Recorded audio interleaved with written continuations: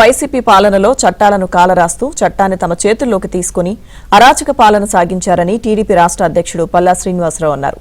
ఇప్పుడు మనము అదే బాటలో చట్టాన్ని చేతుల్లోకి తీసుకోవడం సరైన చర్య కాదని టీడీపీ జాతీయ అధ్యక్షుడు చంద్రబాబు ఈ విషయాన్ని పార్టీ నేతలందరికీ స్పష్టంగా చెప్పాలని ఆదేశించారని తెలిపారు.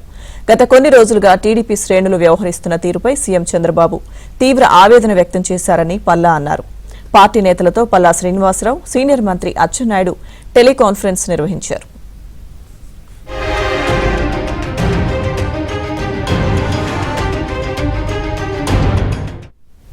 అంతకుముందు పల్లా, అచ్చెన్నాయుడుతో ముఖ్యమంత్రి చంద్రబాబు టెలికాన్ఫరెన్స్ లో మాట్లాడారు.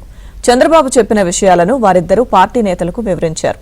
పార్టీ నేతలతో పల్లా శ్రీనివాసరావు మాట్లాడుతూ రాష్ట్రం ప్రశాంతంగా ఉండడం వైసీపీ వారికి ఇష్టం లేదని, ప్రశాంతంగా ఉన్న రాష్ట్రంలో అలజడులు సృష్టించాలని వైసీపీ ప్రణాళికలు రచిస్తోందని తెలిపారు.